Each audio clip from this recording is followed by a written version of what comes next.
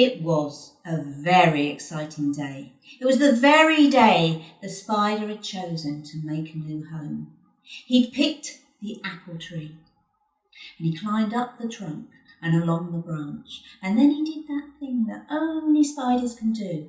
He let out a thread and he went whee, and he began to move back and forth and back and forth. And he let out long strings. And when he let out the long ones, well, then he started to go round and round and round. And at every junction, he tied off with a very special spider knot until finally he had a lovely spider's web. He stepped back and he looked at it and he thought, that's a very lovely and special spider's web. And as he did that, he noticed that just above it there was a red rosy apple. And then he thought, actually, my web's a bit grey and dull. And so he called up to the apple. Hey, you, how'd you get to be that colour, please? The little apple looked down and she said, do you know what? I don't know how. I don't know why. But sometimes things just happen. Oh, said the spider, thinking it wasn't very helpful. And then he looked down and he saw all the lovely greens of the grasses, and so he called down to the grasses. Hey, you, how'd you get to be those colours, please? The grass all whispered together, and then they called back with one voice.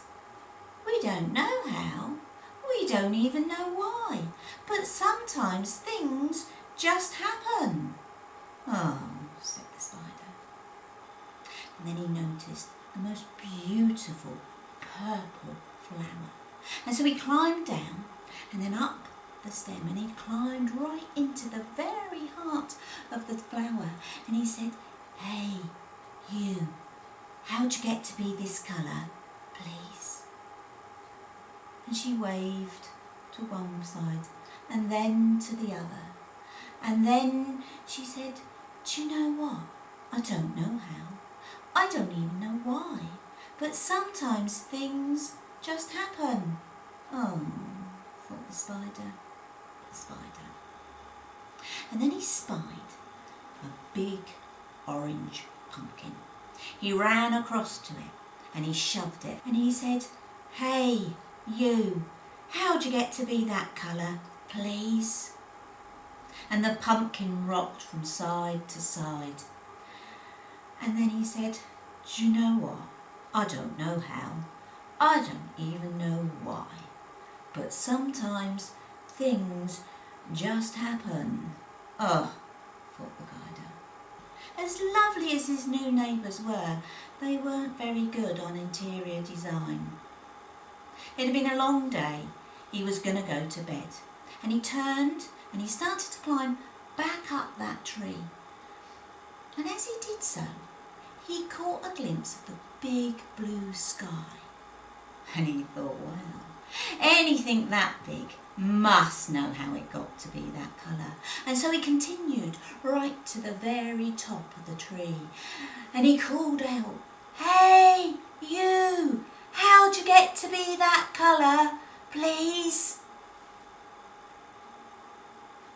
There was no reply.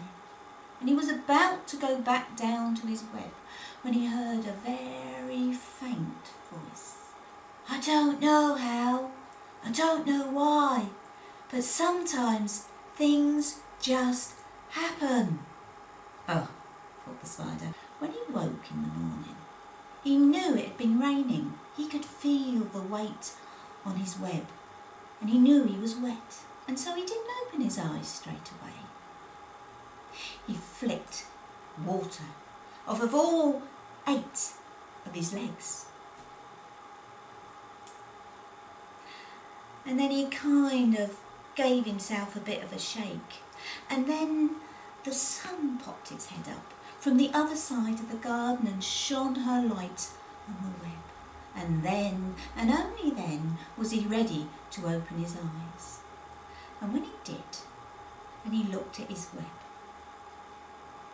wow, it looked like there were 1,000 rainbows in all the raindrops. It was beautiful.